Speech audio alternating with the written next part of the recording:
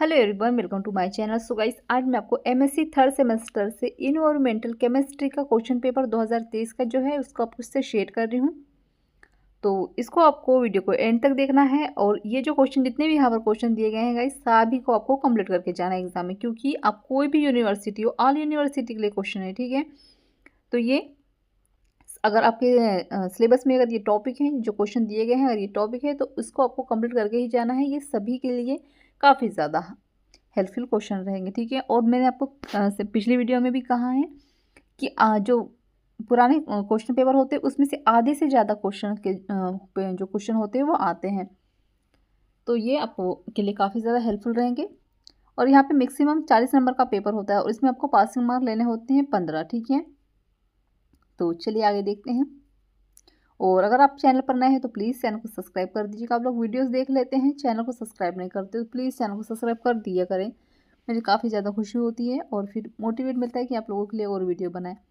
और अगर आपको नोट्स परचेज करने हैं सभी सब्जेक्ट के, सभी सेमेस्टर के, तो उसके लिए आप मुझे व्हाट्सएप पे मैसेज कर सकते हैं, डिस्क्रिप्शन में व्हाट्सएप में शेयर कर दिए। तो चलिए देखते हैं। तो सबसे पहले आता है सेक्शन ए। इसमें आपको 5 क्वेश्चन दिए जाते हैं एक नंबर के, यानी टोटल 5 नंबर के 5 क्वेश्चन दिए जाते हैं। तो इसके मैं आपको क्वेश्चन बता देती हूँ, ठीक है, किस तरह से आते हैं। इसके आप ऑब्जेक्टिव खुद आंसर, मतलब करेक्ट आंसर जो है वो खुद देख लीजिएगा, ठीक है। तो फर्स्ट में है वायुमंडल का सबसे ठंडा क्षेत्र क्या है। तो ये आप the coldest region of the atmosphere. Second number में आता है अम्ल वर्षा में कौन से अम्ल उपस्थित हैं। तो ये आप देख लीजिएगा। थर्ड नंबर में है कि जल का क्लोरोनिकल हानिकारक होता है जब जल में उपस्थित होता है। अब यहाँ पर इंग्लिश में भी दिए गए हैं, अब मैं हिंदी में पढ़ूंगी, इंग्लिश में पढ़ूंगी तो काफ़ी लॉन्ग वीडियो बन जाएगा, तो आप देख लीजिएगा, ठीक है। फिर आता है क्वेश्चन नंबर 5। तो नेफ्रोटॉक्सिन धातु है, इसमें इंग्लिश में भी दिया है, अगर आपको हिंदी में पढ़ने में दिक्कत आएगी तो इंग्लिश में पढ़ लीजिएगा, ठीक है। अब 5 नंबर में देखेंगे मिनीमाटा दुर्घटना के लिए कौन सी विषाक्त धातु संबंधित है, ठीक है। फिर आते हैं हम सेक्शन बी की ओर। यहाँ पर आपको 2 नंबर के 5 क्वेश्चन दिए जाएंगे, ठीक है। टोटल 3 नंबर के क्वेश्चन दिए जाएंगे और यहाँ पे जैसे तीनों में, चाहे वो ऑब्जेक्टिव हो, शॉर्ट आंसर हो या लॉन्ग आंसर हो, सब में से एक एक हर यूनिट से एक एक क्वेश्चन दिए जाते हैं, ठीक है। अब जैसे कि यहाँ पे यूनिट 1 से दिया गया है, तो ये क्वेश्चन नंबर 2 देखेंगे हम। ऊर्ध्वाधर तापक्रम परिच्छेदिका को समझाइए, यानी कि explain the vertical temperature profile. इसके अथवा में दिया गया है क्लोरोफ्लोरोकार्बन एंड हेलोजन युग की वायुमंडल में उपस्थिति समझाइए। Explain the presence of chlorofluorocarbon and other halogen compound in environment. Unit 2 से क्वेश्चन नंबर 3 दिया है एरोसॉल से आप क्या समझते हैं। What do you understand by aerosol.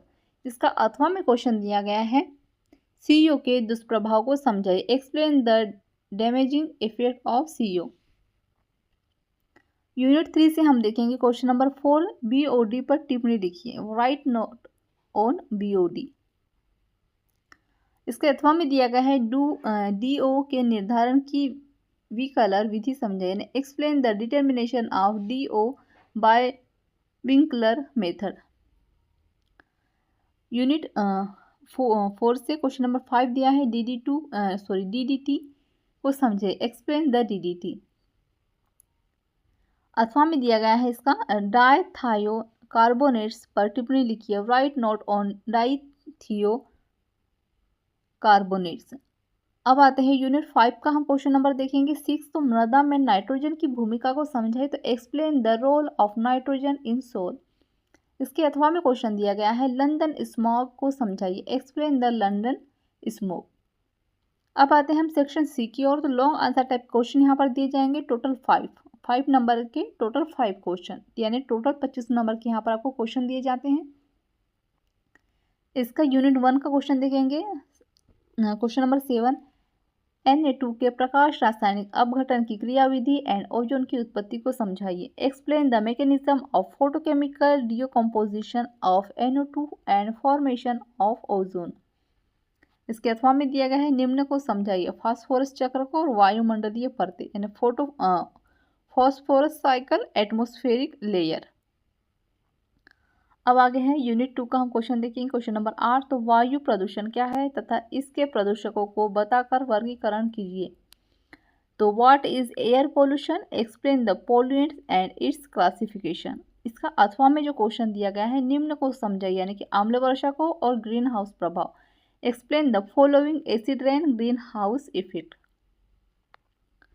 Question unit 3 से है। क्वेश्चन नंबर 9, प्राकृतिक जल में अवकरणीय रसायन को विस्तार से समझे। Explain the detail study of redox chemistry in natural water. इसके अथवा में दिया गया है, अवशिष्ट एवं वाहित मल का उपचार विस्तार से समझाइए। Explain the detail study treatment of waste and sewage. Unit 4 से क्वेश्चन नंबर 10 देखेंगे। सीडी विषाक्त को विस्तार से समझे। Explain the detail study of CD toxicity. इसके अथवा में जो क्वेश्चन है, निम्न को समझाइए। फर्स्ट है बहुनाभिकीय एरोमेटिक हाइड्रोजन और सेकंड नंबर में है जीवाणुनाशक। Explain the following polynuclear aromatic carbon और पेस्टिसाइड्स। अब यूनिट 5 में दिया गया है क्वेश्चन नंबर 11, निम्न को समझाइए। भोपाल गैस त्रासदी, चेरनोबिल दुर्घटना। तो यहाँ पर देखिएगा, जो भोपाल गैस त्रासदी वाला जो है ना, तो ये आपको जैसे एमएससी में तो दिया ही गया है, साथ में जो कॉम्पिटिशन एग्जाम होते हैं उनमें भी ये क्वेश्चन, तो आपको इसको अच्छे से रट लेना है, ठीक है। और ये जो भोपाल गैस त्रासदी वाला जो है, ये हमेशा एग्जाम में आते रहता है गाइस, ठीक है। तो और ये भी है चेरनोबिल दुर्घटना, ये दोनों को अच्छे से रट लीजिएगा, ठीक है। तो इसका explain the following Bhopal gas tragedy और चेरनोबिल एक्सीडेंट। इसके अथवा में जो क्वेश्चन दिया है वो है मृदा का संगठन तथा मृदा प्रदूषण को विस्तार से समझाइए। Explain the detail study of soil composition and soil pollution. तो यहाँ पे जो है हमारे क्वेश्चन एंड होते हैं। सो आई होप आपको ये अच्छे समझ में आ गए होंगे क्वेश्चन, और इन सारे ही क्वेश्चन को अच्छे से तैयार करना है। ये ऑल यूनिवर्सिटी के लिए बताया है मैंने, ठीक है। और अगर आपको ये फोटो केमिस्ट्री के इन्वायरमेंटल के नोट्स परचेस करने हैं तो उसके लिए आप मुझे व्हाट्सएप पे मैसेज कर सकते हैं। बहुत ही कम प्राइस में आपको ये नोट्स में अवेलेबल करवा दूंगी। तो इसके लिए आप डिस्क्रिप्शन पे व्हाट्सएप नंबर शेयर कर दूंगी, तो वहाँ चेक ज़रूर कर लीजिएगा। Thank you.